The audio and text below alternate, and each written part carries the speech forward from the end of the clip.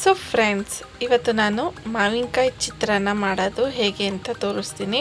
So ನಾನಿಲ್ಲಿ ಗೊಜ್ಜು ಮಾಡ್ಕೊಳ್ತಾ ಇದ್ದೀನಿ. ಹಾಗಾಗಿ ನೀವು ರೈಸ್ನ ಸಪ್ರೇಟು, ಗೊಜ್ಜನ್ನ ಸಪ್ರೇಟ್ ಮಾಡ್ಕೋಬೋದು. ಇದು 2 in 1 ಥರ ಹೇಳ್ಕೊಡ್ತಾ ಇದ್ದೀನಿ. So friends, welcome to spirit wonder. ಎಲ್ಲರೂ ಹೇಗಿದ್ದೀರಾ? ಎಲ್ಲರೂ ಚೆನ್ನಾಗಿದ್ದೀರಾ ಅಲ್ವಾ?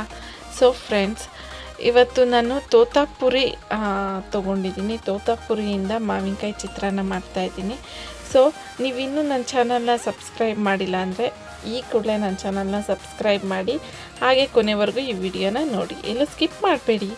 ಸೊ ಫ್ರೆಂಡ್ಸ್, ನಾನಿಲ್ಲಿ ಆಲ್ರೆಡಿ ಒಂದು ಪ್ಯಾನ್ಗೆ ಎಣ್ಣೆ ಹಾಕ್ಕೊಂಡಿದ್ದೀನಿ. ಎಣ್ಣೆ ಜಾಸ್ತಿ ಹಾಕ್ಕೋಬೇಕು.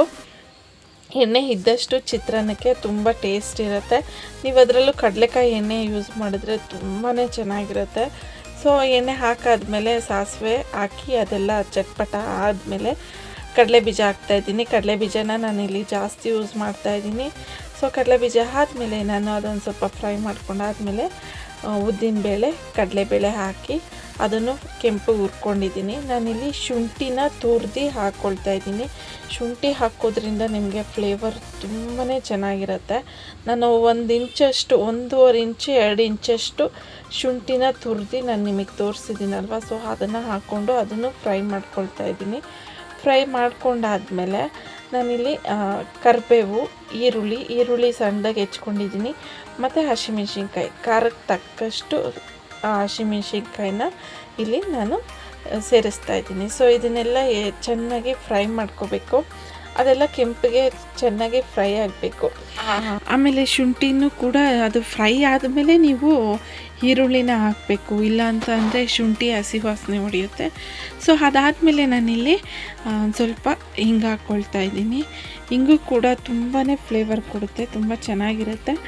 ಆಮೇಲೆ ಸ್ವಲ್ಪ ಅರಿಶಿನ ಹಾಕ್ಕೊಳ್ತಾ ಇದ್ದೀನಿ. ಅರಿಶಿನ ಕೂಡ ಒಂದು ಸ್ವಲ್ಪ ಜಾಸ್ತಿ ಹಾಕ್ಕೊಳ್ಳಿ. ಇದು ನಾನು ಮನೆಯಲ್ಲೇ ಮಾಡ್ಕೊಂಡಿರೋ ಅರಿಶಿನ ಆಗಿರೋದ್ರಿಂದ ಸ್ವಲ್ಪ ಕಲರ್ ಕಡಿಮೆ ಇದೆ. ಸೊ ಹಾಗಾಗಿ ಸ್ವಲ್ಪ ಜಾಸ್ತಿನೇ ಹಾಕ್ಕೊಳ್ಳಿ ಅರಿಶಿನ. ಆಮೇಲೆ ನಾನಿಲ್ಲಿ 2ರಿಂದ 3 ತೋತಾಪುರಿನ ತುರ್ಕೊಂಡಿದ್ದೀನಿ. ನೋಡಿ ಎಷ್ಟು ಚೆನ್ನಾಗಿದೆ ಅಲ್ವಾ ತೋತಾಪುರಿ ತುರ್ಕೊಂಡಿರೋದು. ಸೊ ನನ್ನ ಮಗಳಿಗೆ ಹೇಳಿದ್ದೆ, ಅವಳು ತುರ್ದು ಕೊಟ್ಟಳು. ಸೊ ಇದನ್ನೆಲ್ಲ ಚೆನ್ನಾಗಿ ಮಿಕ್ಸ್ ಮಾಡ್ಕೊಳ್ಳೋಣ. ಎಲ್ಲ ಚೆನ್ನಾಗಿ ಫ್ರೈ ಆಗಬೇಕು. ಎಣ್ಣೆ ನಾವು ಎಷ್ಟು ಹಾಕ್ತೀವೋ ಅಷ್ಟು ಚೆನ್ನಾಗಿರುತ್ತೆ. ಸೊ ನಿಮಗೆ ಎಣ್ಣೆ ಶಾರ್ಟೇಜ್ ಆಯಿತು ಅಂದರೆ ಸ್ವಲ್ಪ ಎಣ್ಣೆ ಹಾಕ್ಕೊಳ್ಳಿ. ಆಮೇಲೆ ರುಚಿಗೆ ತಕ್ಕಷ್ಟು ಉಪ್ಪು ಹಾಕ್ಕೊಳ್ಳೋಣ. ಉಪ್ಪೆಲ್ಲ ಹಾಕಿ ಚೆನ್ನಾಗಿ ಮಿಕ್ಸ್ ಮಾಡ್ಕೋಬೇಕು ಚೆನ್ನಾಗಿ. ಆಲ್ರೆಡಿ ನಾನು ಒಂದು ಸೈಡಲ್ಲಿ ಅನ್ನಕ್ಕೆ ಇಟ್ಕೊಂಡಿದ್ದೀನಿ. ಅನ್ನ ಎಲ್ಲ ಆಗಿದೆ, ಉಡುಡಿಯಾಗಿ ಅನ್ನ ಎಲ್ಲ ರೆಡಿ ಮಾಡ್ಕೊಂಡಿದ್ದೀನಿ. ಸೊ ನಾನು ಇದನ್ನು 2 in 1 ಅಂತ ಹೇಳಿದ್ನಲ್ವಾ. ಸೊ ನಾನು ಇದನ್ನು ರೈಸಲ್ಲೂ ಕೂಡ ಈ ಗೊಜ್ಜನ್ನ ಮಿಕ್ಸ್ ಮಾಡ್ಕೊಳ್ತೀನಿ. ಇಲ್ಲ ಅಂತಂದರೆ ಅವಲಕ್ಕಿ ಇರುತ್ತಲ್ಲ, ಅವಲಕ್ಕಿನ ನೆನೆಸ್ಬಿಟ್ಟು ಕೂಡ ಅದಕ್ಕೂ ಕೂಡ ಮಿಕ್ಸ್ ಮಾಡ್ಕೊಳ್ತೀನಿ. ಸೊ ಲಾಸ್ಟಲ್ಲಿ ಒಂದು ಸ್ವಲ್ಪ ಟೇಸ್ಟ್ಗೋಸ್ಕರ ಪೆಪ್ಪರ್ ಪುಡಿ ಹಾಕ್ತಾಯಿದ್ದೀನಿ. ತುಂಬಾ ಚೆನ್ನಾಗಿರುತ್ತೆ. ಮತ್ತು ಇವಾಗ ಮಳೆ ಬೇರೆ ಬರ್ತಾಯಿದೆ ಅಲ್ವಾ, 2 ಡೇಸಿಂದ ಮಳೆ ಬೇರೆ ಬರ್ತಾಯಿದೆ. ಈ ಚಳಿಗಂತೂ ಸೂಪರಾಗಿರುತ್ತೆ ಈ ರೈಸು. ಆ ಹುಳಿ, ಆ ಖಾರ, ಆ ಉಪ್ಪು ಎಲ್ಲ ಸೂಪರಾಗಿರುತ್ತೆ. ಆಮೇಲೆ ನಾನಿಲ್ಲಿ ಕಾಯಿ ತುರಿ ಕೂಡ ಹಾಕ್ಕೊಳ್ತಾ ಇದ್ದೀನಿ. ಕಾಯಿ ತುರಿ ಒಂದು ಸ್ವಲ್ಪ ಹಾಕ್ಕೊಂಡು ಅದನ್ನು ಕೂಡ ನಾನಿಲ್ಲಿ ಲಾಸ್ಟಲ್ಲಿ ಹಾಕ್ಕೊಳ್ತಾ ಇದ್ದೀನಿ, ಫಸ್ಟ್ ಹಾಕ್ಕೊಳ್ತಾ ಇಲ್ಲ. ಅದೆಲ್ಲ ಮಾವಿನಕಾಯಿದು ಇದೆಲ್ಲ ಇರುತ್ತಲ್ಲ, ಅದೆಲ್ಲ ಬೇಯಬೇಕು. ಅದು ಬೆಂದಾದಮೇಲೆ ನೋಡಿ ಎಲ್ಲ ಬೆಂದಿದೆ.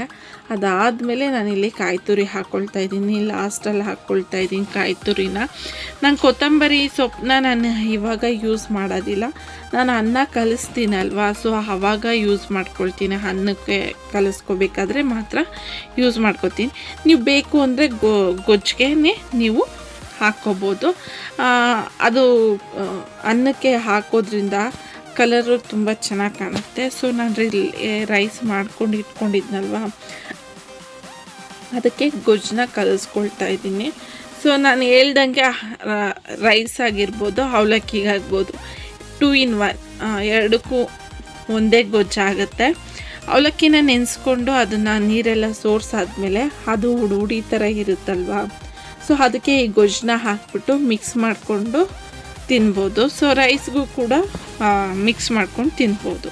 ಸೊ ಗೊಜ್ಜೆಲ್ಲ ಹಾಕಾದ್ಮೇಲೆ ಇಲ್ಲಿ ಲಾಸ್ಟಲ್ಲಿ ನಾನು ಅನ್ನಕ್ಕೆ ಕೊತ್ತಂಬರಿನ ಹಾಕ್ತಾಯಿದ್ದೀನಿ.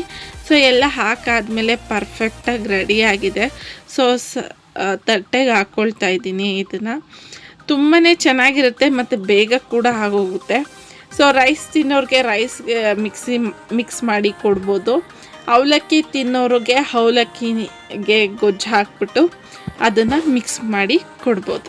ಸೊ ಫ್ರೆಂಡ್ಸ್, ಈ ರೆಸಿಪಿ ನಿಮಗೆ ಇಷ್ಟ ಆಗಿದೆ ಅಲ್ವಾ? ಖಂಡಿತ ನೀವು ಮನೇಲಿ ಟ್ರೈ ಮಾಡಿಬಿಟ್ಟು ಹೇಗಿತ್ತು ಅಂತ ನಂಗೆ ಕಮೆಂಟ್ ಬಾಕ್ಸ್ಗೆ ಕಮೆಂಟ್ ಮಾಡಿ.